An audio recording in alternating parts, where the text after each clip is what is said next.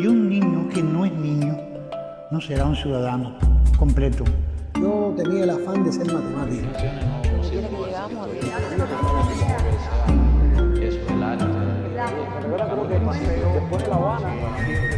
Algo parecido a haber conocido a José Martí. Yo pienso que sí, que más. Y decidí reescribir todos los textos que yo había escrito. Y eso creo que lo voy a extrañar si algún día no estoy en Santa Clara. Me parece muy cómoda la ciudad. Y que nos tomamos nuestra libertad, pero era para criar. Dar las clases como yo hubiese querido que me las dieran. Buenos días, buenas tardes, buenas noches. Cualquier hora es propicia para conversar con un amigo. La conversación pues nos acerca a las personas y a sus saberes. Y más que eso nos propicia la posibilidad. ¿En qué momento de tu vida te diste cuenta que tenías la posibilidad de ser pintor o la necesidad, el deseo de convertirte en un pintor? Bueno, yo realmente no sé si fui producto de mi familia, producto de la benevolencia, la creencia absoluta de mi familia, pero sí tuve la inclinación, igual que todos los niños, de trabajar, de pintar, de vincularme a la vida, es decir, de tener un vínculo con la vida a través del dibujo, en el campo, allá lejos, un lugar que le llaman Dosierra. Y así fue sucediendo que las personas de mi familia, que no eran guajiros brutos, empezaron a mostrarle todo lo que yo hacía a personas que llegaban y decían, mira lo que hizo el artista de la familia. Pero realmente cuando yo tengo la absoluta conciencia de que iba a ser artista o de que iba a ser, esa era mi función en la vida, iba a ser yo, es cuando comienzo en una escuela de arte, que comienzo a descubrir el mundo de la imagen y de la sugerencia de mis amigos. Tuve la oportunidad de tener compañeros de estudios muy importantes hoy en la plástica, que me dieron la conciencia o quizás me dieron el espíritu, o yo asumí de ellos el espíritu de poder, de la importancia que era ser artista, ¿no? Es decir, de lo lindo que era ser artista, de lo beneficioso que era ser artista. Porque, digamos, hoy comprendí que los artistas no son mejores, pero sí son distintos a las demás personas. Tienen una conciencia del mundo diferente y tienen una visión del mundo diferente, del mundo, de la sociedad, de la naturaleza, de todo, incluido, de alguna manera, como a veces le he dicho a los alumnos que he tenido, uno tiene la oportunidad de ser Dios, de cambiar el mundo, sin que se ofendan los cristianos, por ejemplo, como mi mujer que es cristiana, ¿no? Uno tiene la oportunidad de ser Dios y cambiar el mundo, hacer el mundo a su forma, a su manera, filosofar sobre esas cosas y transmutar las ideas y punto a los demás, tratando de nunca ser avasallador, no demostrarle a los demás que uno es capaz de hacer lo que él no hace, sino sencillamente transmitir lo que quizás él no puede hacer y quizás él quisiera hacer. Eso es una cosa que yo siempre he llevado en mi propuesta plástica, ¿no? Tratar de hacer las cosas que la gente quizás quisiera hacer y no han podido hacer. Quizás no de alguna manera demostrándole que yo soy mejor ni soy diferente, sino que yo soy su pensamiento, su forma de representación. Buenos días, buenas tardes, buenas noches. Cualquier momento es propicio para conversar con un amigo. La conversación nos acerca a las personas y a sus saberes y nos permite demostrar admiración, cariño, respeto, y es todo lo que yo estoy sintiendo por Fernando Betancourt, con quien desde ya le estoy agradeciendo poder conversar este rato contigo.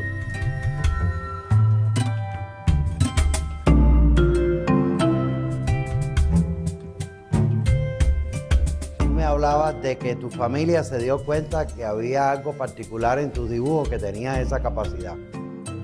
Y de ese darse cuenta, a comenzar en una escuela, ¿cómo fue? ¿En qué escuela comenzaste? ¿Dónde empezaste a estudiar artes plásticas? Yo te podría decir, tengo que decirte algo antes. Yo viví en el campo, me mudé para la ciudad no, un pueblo que se llama Buenavista. Y de mi pueblo había alguien, un muchacho que estudiaba en la Escuela de Arte ya, en la EPA, la Escuela Provincial de Arte de Las Villas, cuando aquello, en el año 68. Un buen día veo al director de cultura, porque mi pueblo pequeño, pero en un momento fue municipio, antes de la división política administrativa, fue municipio, y un buen día, patinando yo, llego a un bar a tomar agua, le pregunto al director de cultura cuándo son las pruebas para la escuela de arte, y me dice mañana. No sé cómo hubiese sido si yo no hubiese llegado en ese momento, en ese preciso instante, para preguntarle yo a aquel señor cuándo eran las pruebas. No sé qué hubiera sucedido, porque bueno, lo cierto es que sucedió alguna gracia, alguna suerte quizás, y comencé a estudiar en la Escuela Provincial de Arte de Las Villas, que agrupaba las 3 provincias, Cienfuegos, Santi Espíritu y Villa Clara. Una prueba de ingreso rigurosa, te podrás imaginar, 3 provincias, todos los niños que optaban por eso, y tuve la oportunidad también, y no sé si no hubiese tenido la suerte también de que esos profesores vieron en mí alguna posibilidad de estudiar arte, ¿no? Y ya te digo, ahí conocí mucha gente, Flavio García Andía, que lo admiro muchísimo, Saida del Río, y otros tantos más, que hoy son figuras de la plástica cubana, y me dio esa oportunidad de conocer mucha gente, de conversar con gente. Ahí es donde yo comienzo mis estudios.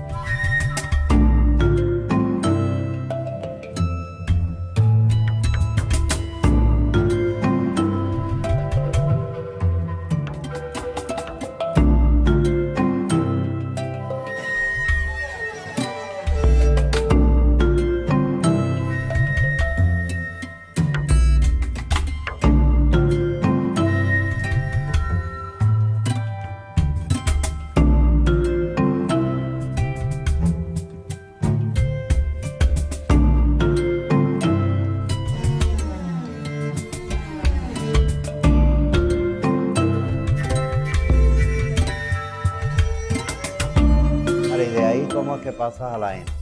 Ahí paso a la ENA. ¿Cómo se pasaba entonces? Es la pregunta. ¿Cómo se accedía a la ENA? Ya, de ahí hago todos mis años de recorrido normal de la escuela, 4 años,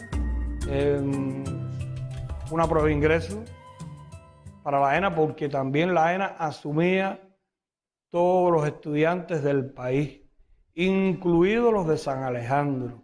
Es decir, en aquel momento la ENA venía siendo la escuela superior, y creo que sí era superior por el claustro que tenía, por las condiciones que tenía, por la posibilidad de encauzar a los alumnos con hombres como Antonio Vidal, miembro de la vanguardia, Antonia Aire, que dio un poco de tiempo clase, pero gente que encabezaba la vanguardia de la plástica en ese momento, y algunos venían de la historia de la plástica en Cuba.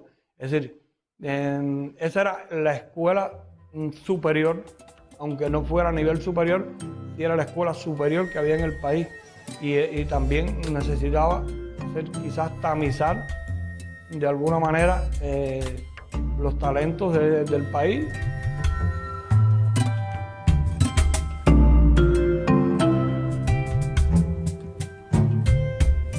Ahora, Fernando, para un muchacho que venía del campo, se había mudado para un pueblo, llegar a La Habana a mí me parece que debió haber sido una experiencia deslumbrante. ¿Cómo tú viviste esa experiencia?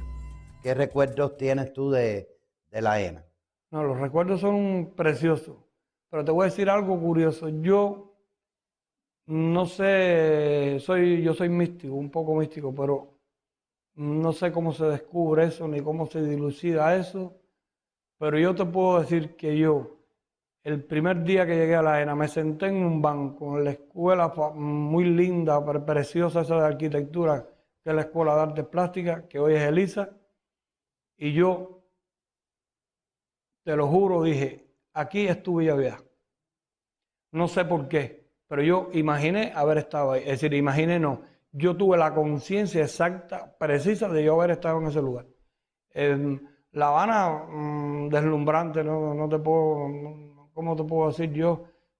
Quizás traumática también, como quiera que sea, siempre una ciudad como La Habana es impactante para un niño del campo, era del campo de verdad, y de un pueblo de campo, aunque le llamaran municipio, era un pueblo de campo, totalmente de campo, de los juegos virtuosos del campo, de cazar pájaros, matar pájaros sin conciencia, divertimentos que hoy pueden parecer brutales, pero esas eran las cosas.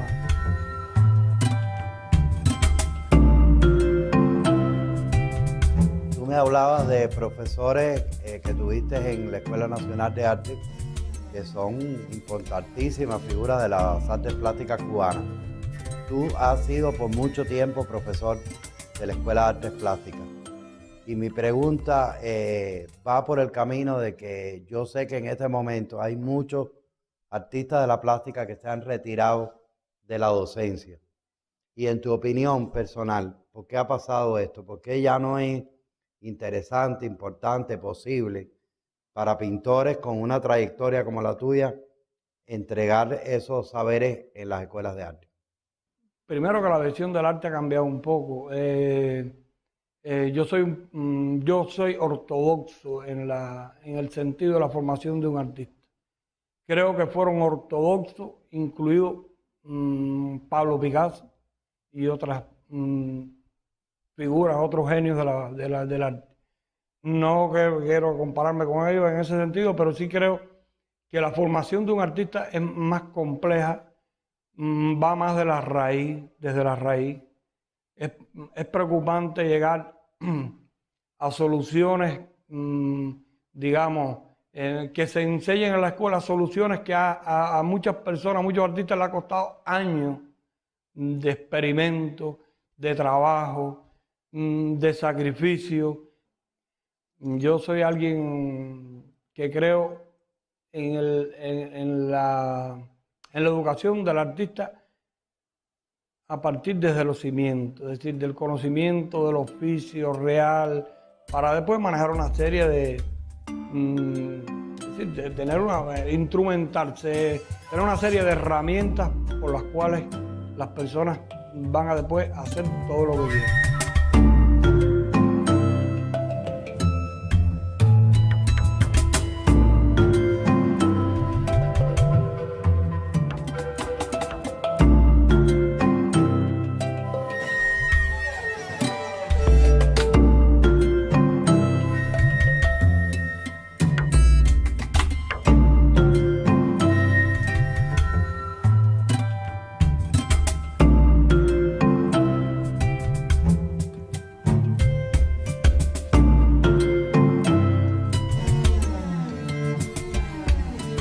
En mi caso, por ejemplo, yo estudié, a mí nadie me enseñó a dar clases.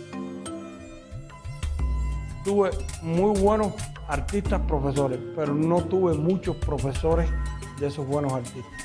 Es decir, generalmente cada cual tenía su método, no tuve en quién fijarme mucho, excepto un profesor que siempre lo tengo en la memoria, que es Antonio Vidal, quizás por todo el recorrido que hizo para llegar a lo que es hoy, y fue siempre, y será siempre que diga.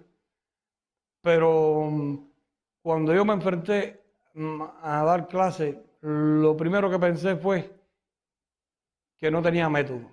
El método que escogí, después de mucho pensamiento, fue dar las clases como yo hubiese querido que me las dieran. Es decir, yo de alguna manera soy ortodoxo en el sentido de lo que voy a enseñar, pero soy bastante libre en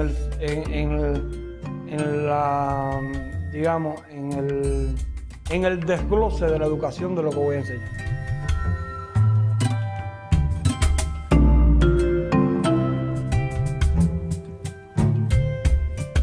Tengo la motivación porque sí quisiera hacer, de hecho tengo proyectos personales para educar niños, ¿no?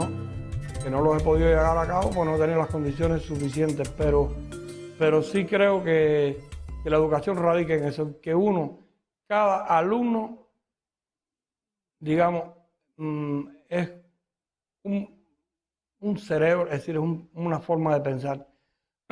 Y a veces se lleva la educación de manera tal de que todos los alumnos piensen igual, de que todos los alumnos desarrollen su obra igual, con una tendencia novicia o novísima o nueva, o que no es más que la vanguardia pasada, es decir, es el reciclaje de todas las vanguardias. Entonces, digamos, quizás algunos, por lo menos yo en mi caso, no estoy motivado porque de alguna manera el alumno que yo tenga que quiera pintar solamente a caballete será un pintor de caballete o será un artista de caballete.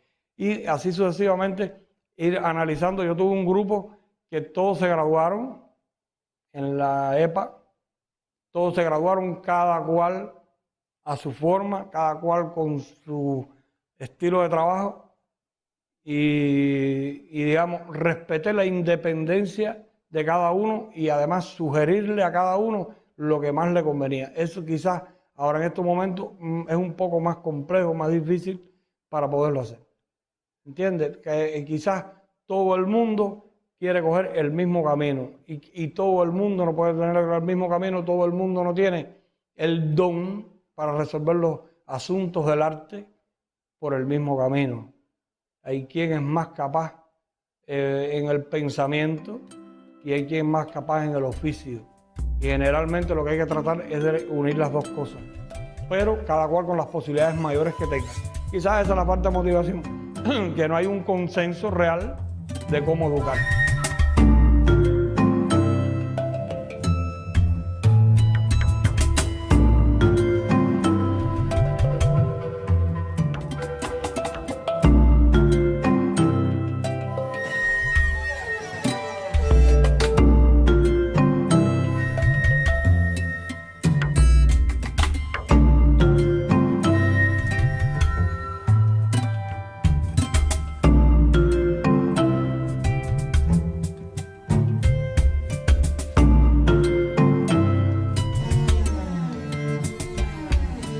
¿Qué obsesiones te han acompañado? ¿Cuáles han sido los temas de tu pintura que se han reiterado? ¿Qué quieres tú comunicar a través de lo que pintas? Yo lo más difícil del mundo, cambiar la sociedad, hacer que el mundo sea mejor. Quizás dejar plasmado las cosas que la gente no quisiera ver o que la gente, digamos, muchas de mis pinturas pudieran, no sé si la han entendido así, pero muchas son espejos, que la gente se mire.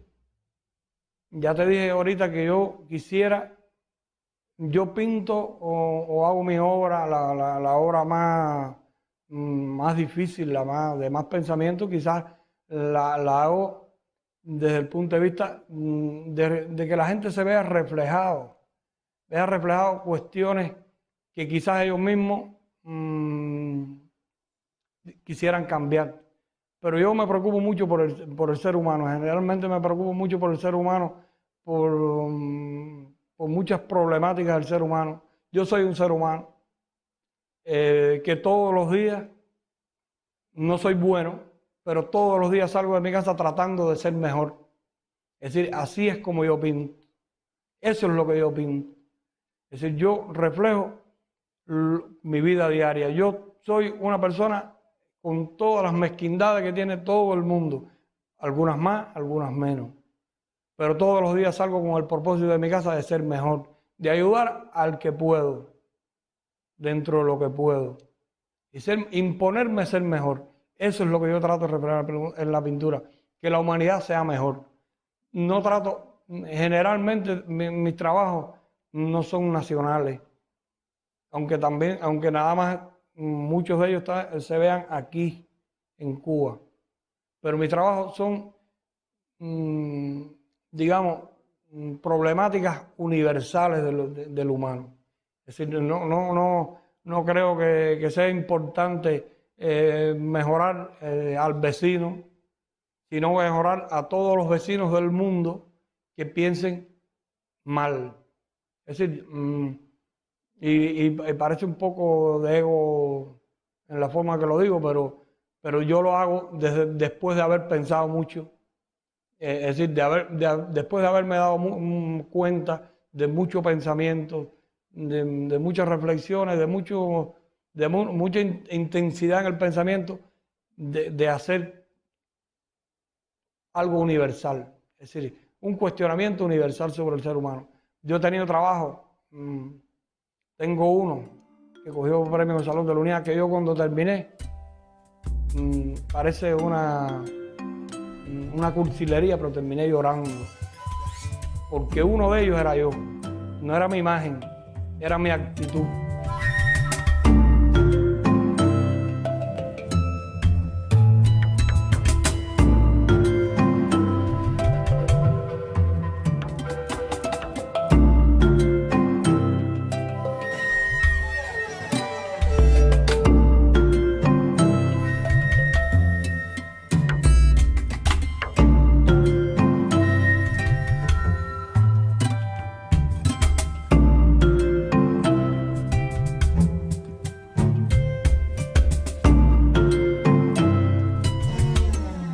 ¿Cómo es la intimidad tuya como pintor? Es decir, ¿tienes un horario preferido para pintar? ¿Tienes un estudio? ¿Pintas en cualquier lugar de tu casa? ¿Hay algún rito que hagas antes? ¿Haces bocetos? ¿Pintas directamente? ¿Pintas a caballete? ¿Pintas sobre una mesa? ¿Cómo es esa intimidad que generalmente lo que disfrutamos de la obra tuya desconocemos? No, yo tengo donde pintar. Ya tengo un estudio para pintar. Yo me lo hice, me lo procuré, me lo luché y tengo... Es decir, tienes una habitación que nada más es para pintar. Y bastante confortable, bien grande. Fue lo primero, yo arreglé mi casa y lo primero que hice fue el taller. Después, lo demás. Y nada, yo... Lo primero que busco es la idea. El concepto, una idea. Yo soy un artista conceptual, aunque pinte caballete generalmente. Algo que mostrar, algo que decir, algo que... Es decir, no me gusta ver la pintura abstracta, pero no me gustaría nunca hacerla. Eso ya lo dijo alguien más importante que yo, un poquito, Picasso. Porque el arte siempre tiene que tener una motivación y tiene que tener una filosofía o algo que decir. Y entonces, nada, pero empiezo siempre con tremendo temor. Yo no hay cosa, a lo que más le tengo miedo, más que a la guerra, es un lienzo en blanco.